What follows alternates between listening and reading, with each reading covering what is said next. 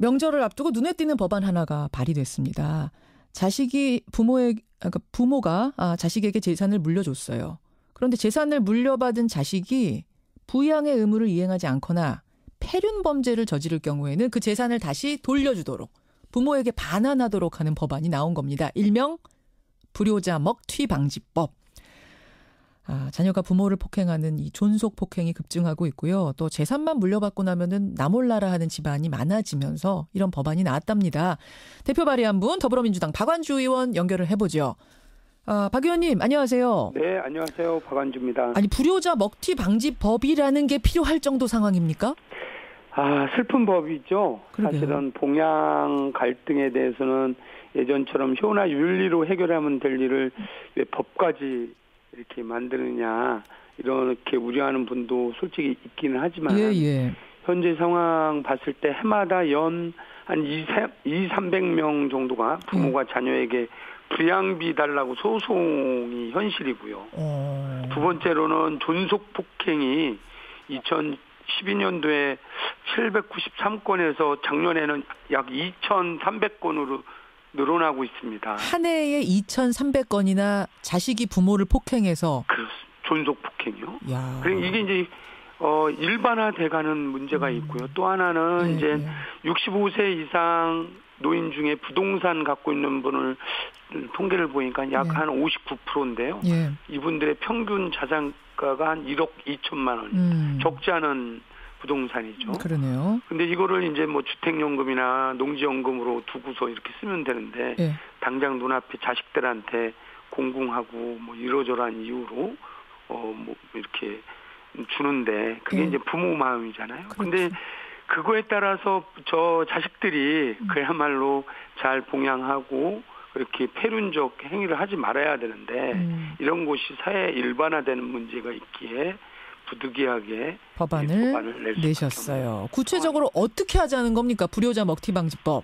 불효자 먹튀 방지법의 원조는 사실은 19대 때 민병두 의원님이 제안을 했는데요. 요 20대에도 뭐 서영교 의원님, 이철규 의원님 이미 몇몇 분들이 이제 발의를 했는데 새누리당 이노근 의원도 발의한 적 있었죠, 이거. 네네, 맞아요. 그런데 핵심 내용은 이렇습니다. 현행 민법에도 그 556조에 보면 증여자에 대한 직계혈족에 대한 범죄행위 이게 이제 폐륜이죠. 또는 증여자에 대해서 부양 의무가 있는 경우에 이행하지 않은 경우에는 해제할 수가 있습니다. 현행법은. 증여를 없던 것으로 할 수 있도록 민법이 이미 있는데 왜 저는 거기에 이미 준 거에 대해서 반환을 받는 겁니다.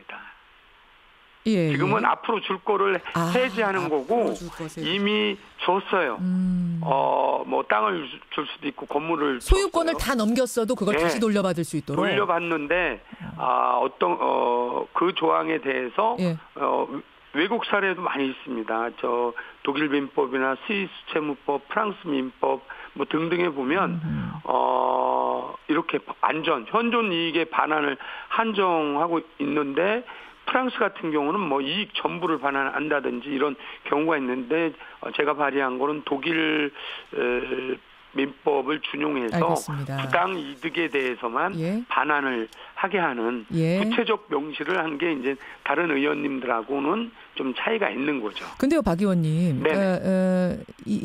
이미 준 재산을 다시 돌려받을 정도라면 다시 뺏어올 정도가 되려면 명확하게 폐륜의 증거. 이런 거 부양음으로 안 한 증거가 있어야 되잖아요.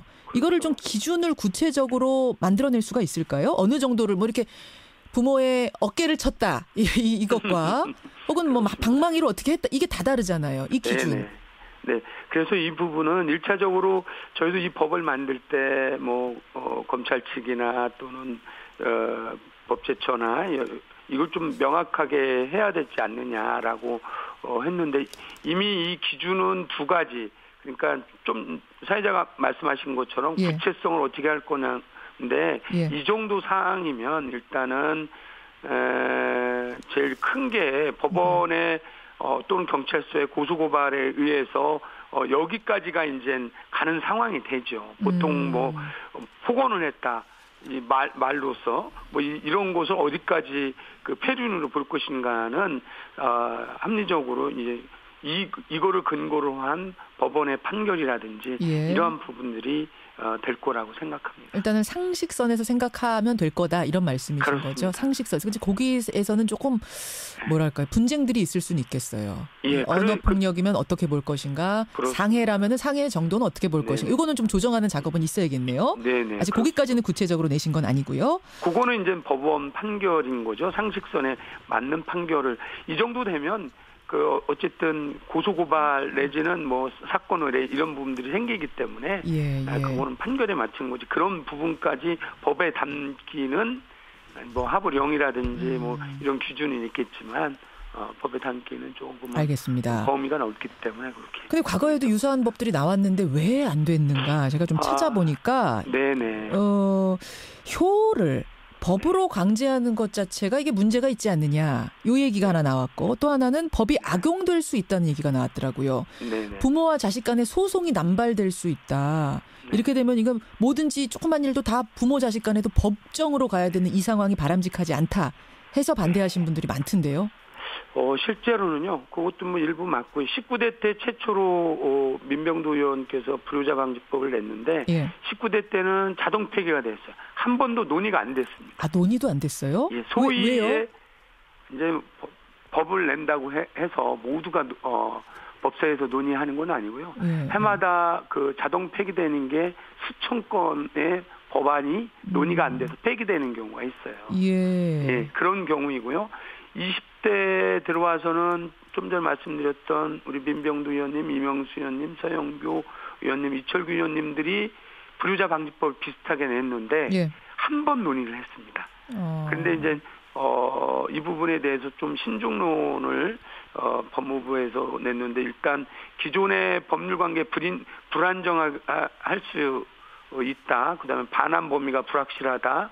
뭐 또는 제3자 보호 규정이 필요하다 등에 대해서 조금 더 사회적 합의가 있어야 된다. 사회적 합의가 필요하다 해서 밀려났던 거군요. 이 논의가. 예, 한 번 논의하고 계류 중인데 그중에 제가 낸 법이 반환 범위를 좀 명확하게 하는 알겠습니다. 거. 이렇게 했던 겁니다. 또 하나는 애초에 상속할 재산이 없는 부모 같은 경우에 오히려 문제가 심각해지는 건 아니냐라는 우려도 있더라고요. 뭐냐면 자녀가 아예 지레 나 재산도 안 받고 부양 의무도 포기하겠다 이렇게 해버리면은 법적으로 문제가 없어지는 거잖아요. 그러면 가난한 부모들, 재산 없는 부모들은 오히려 방치될 수도 있다. 어떤 역효과가 날 수도 있다라는 이 부분 어떻게 생각하세요? 저는 뭐 일부 그럴 수 있는데 우선 안 받겠다라고 하면요. 그 부분 아까 제가 말씀드렸듯이 사실은 요즘 어르신들이 끝까지 지켜야 된다. 어떻게든지 갖고 있어야 된다. 이러기 때문에 오히려 그런 부분 주택연금이나 뭐 농지연금으로 얼마든지 전환해서 하면 문제가 없는데 이제 방금 말씀하신 아무것도 없는 분들은 그거는 이 법하고는 사실은 배치되죠. 정서적 사회적 괴리는 있을지 몰라도 이 법하고는 저는 뭐 상관이 없죠. 그러니까 법이 그렇게 시행이 되고 나면 오히려 난 재산 안 받을 거니까 부양 의무도 포기하겠어. 이런 분위기가 되지는 않겠는가 뭐 이런 우려가 좀 있는 모양이에요.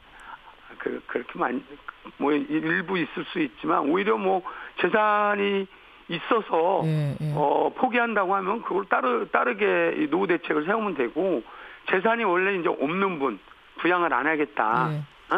뭐 받을 것도 없으니 이러한 부분에 대해서까지는 다 뭐 사회적 갈등에 대해서 이게 완벽하게 구제하는 것보다는 오히려 역기능에 대해서 받고서 엄하게 도망가고 뭐 이런 먹튀에 대해서 방지하자고 하는 게 법의 취지이기 때문에 법 하나가 전체적으로 다 사회적 이런 알겠습니다. 해결할 수는 없다라고 봅니다. 참 이런 법을 논의해야 되는 게 우리가 씁쓸해요.